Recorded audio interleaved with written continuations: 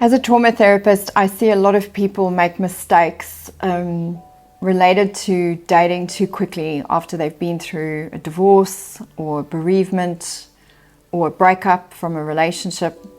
And oftentimes when we're in that very vulnerable state, we don't make great choices.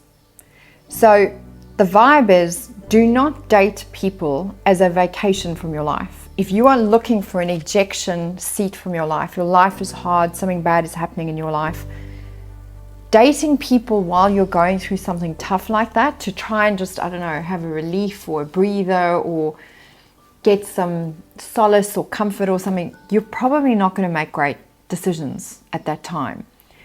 I've seen countless clients that I've worked with that, particularly when we're doing an analysis of a relationship breakup or divorce, one of the biggest sources is their picker was completely defunct because they were dating at a time when they were looking for a vacation from their life. So they picked badly because they were just wanting to kind of feel better, anesthetize like some of the sadness that they were experiencing in their life, or trying to just, feel more connected or feel fulfilled in some way, shape or form. The rule is, if you truly want to attract an amazing partner into your life, make sure that you're completely healed and fulfilled as a person and meeting your needs yourself before going off to try to meet needs with somebody else. If you're not, the risk of you actually attracting someone that's on the spectrum, someone that has narcissistic personality disorder, a psychopath, someone with mental health issues, borderline, bipolar, tenfold. And oftentimes we're so in that place where we don't want to be wrong about the choice that we made, we follow through and marry people like that. So you're dating someone that in a time when you need a vacation from your life, and then you're like, this is probably not a great relationship, but I'm just going to go ahead and marry them and just change them along the process, or stick fingers in my ears and just la through the process. And Bob's your uncle, 10 years later you're divorcing or breaking up with this person. It's not smart. The process of dating effectively, number one, heal from your most recent breakup that you've had, or the most significant breakup that you've had. Get clear on your relationship to your relationships. What is my core issue in personal relationships?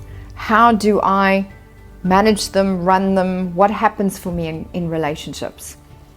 When that is closed and processed, who am I? What is it that I want and need? How do I identify myself as a human being? What is my identity? How can I meet those needs myself? How can I get happy myself? Okay?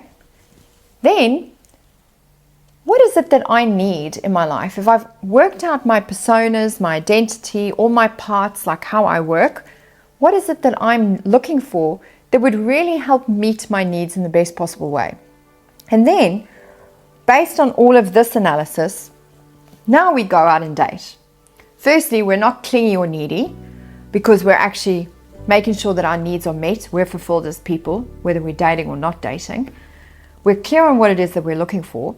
And then you need to have a toggle in your mind. When you're dating, you're not thinking, do they like me? That doesn't even really come into it. What we're focused on is, are you someone that can meet my needs? So this is called due diligence. And when we're going through that due diligence process, we're checking off to see if the person can actually meet my needs. Do they align with my values? Do they align, and are we compatible in our personalities? Is this the kind of character of person that I'm looking for? Do I feel like my needs will get met in this relationship? You meeting their needs doesn't even come into it. Now, that sounds selfish, but this is the important process at the initial stage of dating, so that you pick better. You have to have processed the past. You need to fulfill yourself as a human being in the present. And in terms of who you're being in the dating space, you need to get that whole piece clear so that you're not some kind of person that is just dating purely on the fact that somebody likes you, because that's a sign of low self-esteem. It's a sign of not healing yourself, not kind of soothing your inner child, or being emotionally regulated and stuff. Not effective. So keep these processes in mind and do not date somebody as a vacation from your life. If you're interested in our dating program, be sure to join Smart Dating. Find out a little bit more with our clarity call.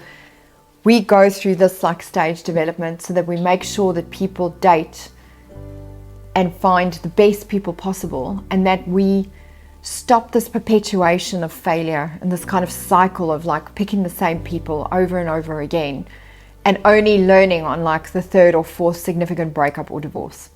Take care.